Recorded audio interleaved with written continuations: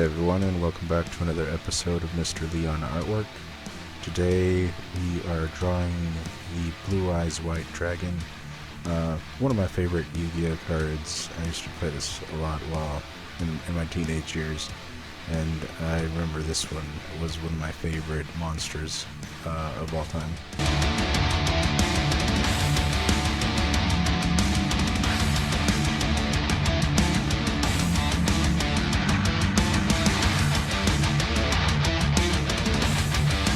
This legendary dragon is a powerful engine of destruction, virtually invincible. Very few have faced this awesome creature and lived to tell the tale, and has an attack force of 3,000, defense points of 2,500.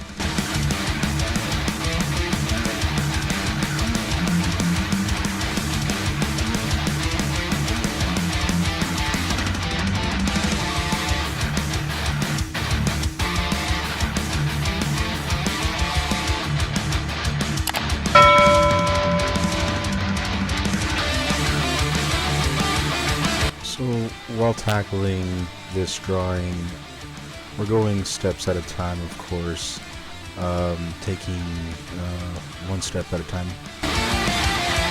Every time I'm laying down something and going back with my eyes towards the reference, I am also seeing what basic shape it is and trying to resemble it and place it on the paper as best I can. So for example, here the jaw is like a triangle shape. It's like a reverse jet kind of shape.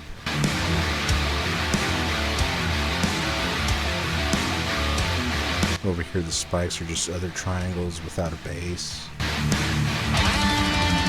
Just tackling it a step at a time always makes drawings easier to, I guess you could say, draw or bring to life. So the neck here is like half of a crescent moon.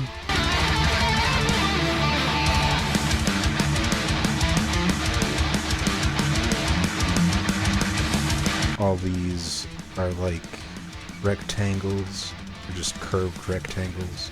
And basically, you take into account how big you have to draw them in order to fit them onto the neck.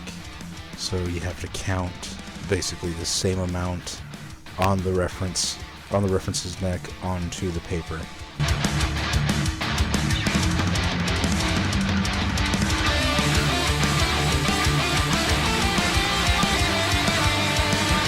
This part of the base is like half a diamond.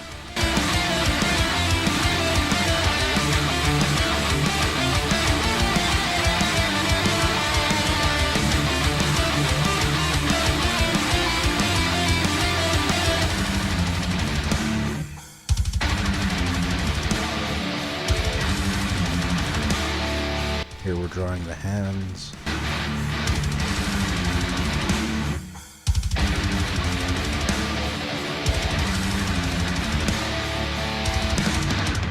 You can tell all the divisions are basic shapes.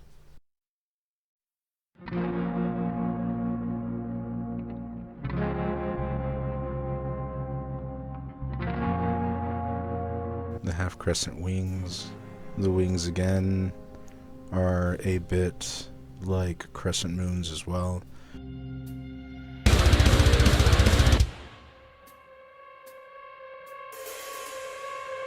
As you go, you're basically laying down the angles of the lines as well as the curves, and if you're not happy with the curves, go ahead and erase it and start it all over till you're happy with the curve.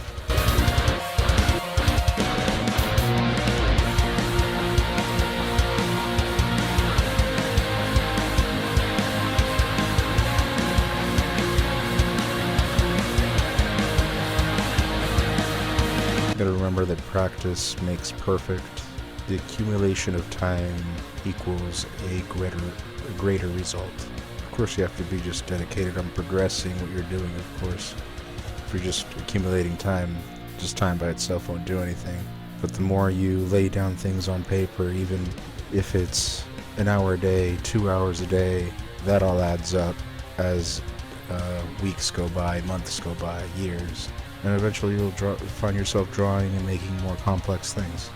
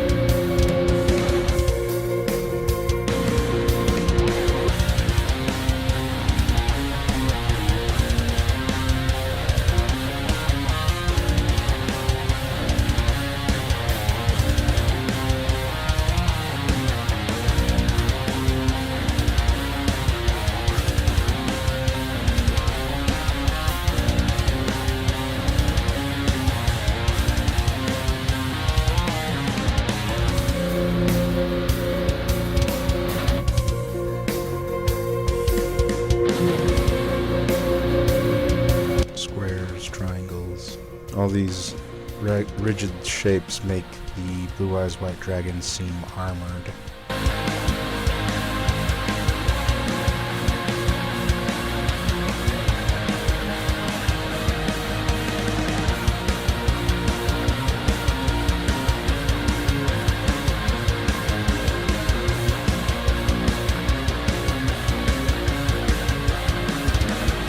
Now we go out with the outline, making sure I go over anything I want to keep.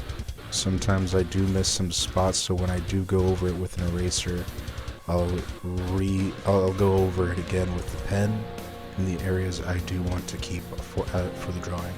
This just makes the lines you want a little bit more permanent.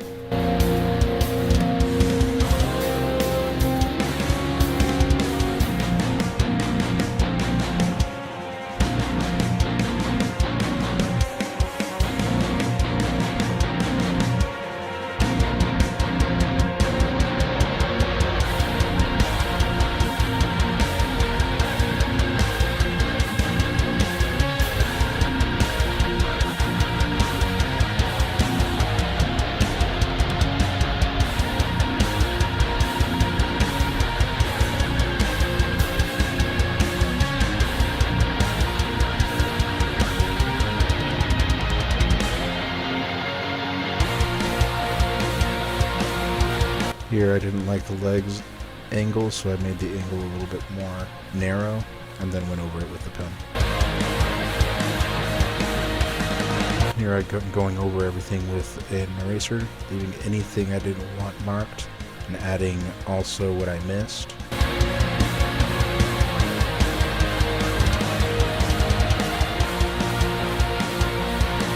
And then we start along with the coloring process, which the Blue Eyes White Dragon is basically like 3 to 4 shades of different blues. So we start off with the lightest colors, which is that light blue, almost sky turquoise blue color for the first shading, and I just look at the reference points to make sure I'm not darkening any areas I'm not supposed to. And with the same coloring pencil that I'm using to lightly shade blue, by pressing down a little bit harder, I add more depth in the color, so a little bit more darkened. And I apply the same thing to the whole entire Blue Eyes White Dragon.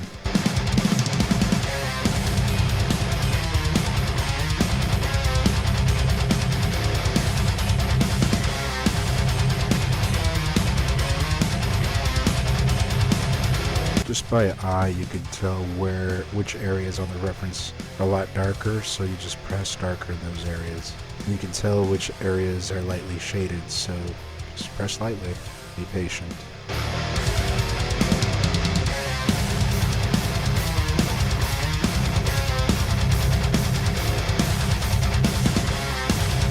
Here I missed a spot. The importance of always using a reference.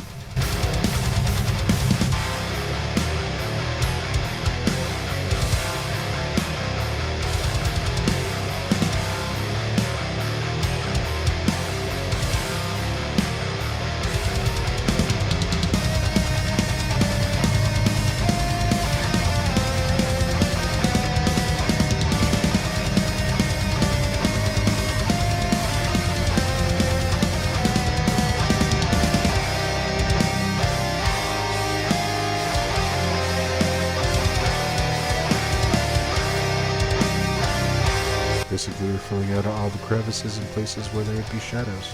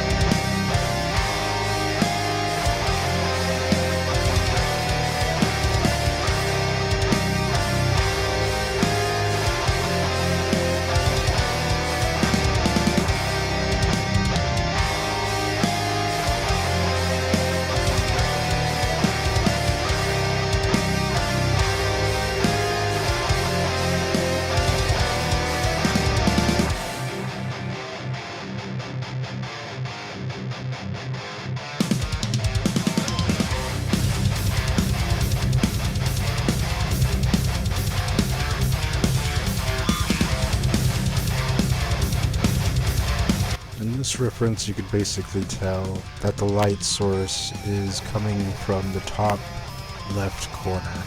So all your shadows are going to be facing your bottom right corner.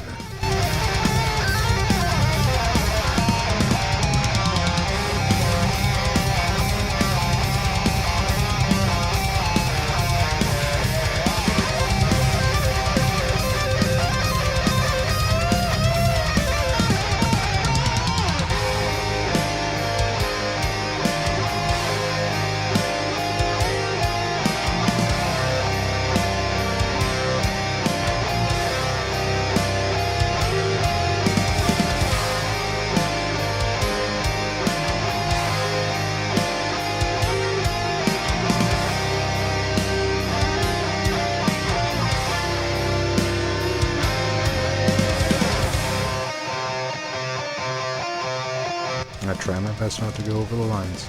Can't be perfect in everything, but one tries.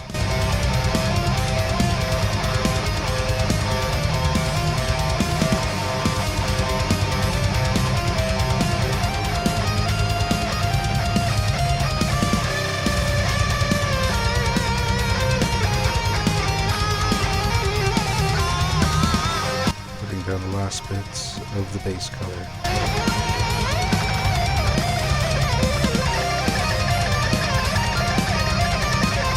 Now we just move on to darker blues in order to add more depth to the shadow.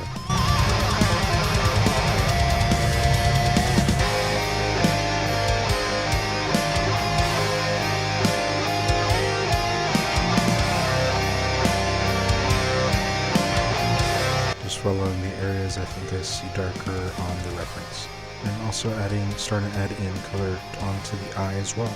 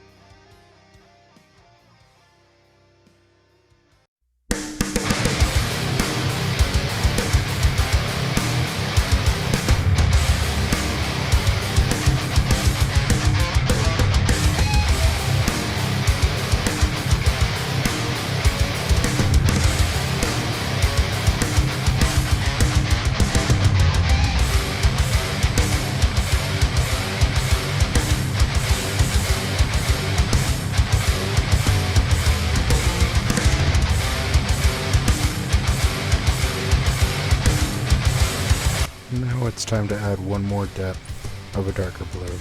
But each coloring pencil, if you notice, is used less and less. It's just to add more details and depth, because the main coloring, the main base color is already done and within the drawing.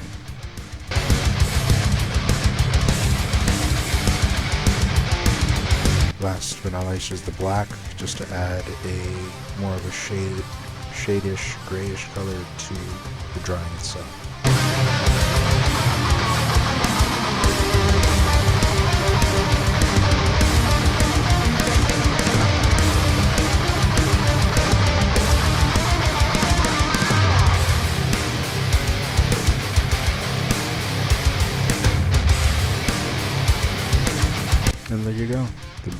blueeyeswhitedragon.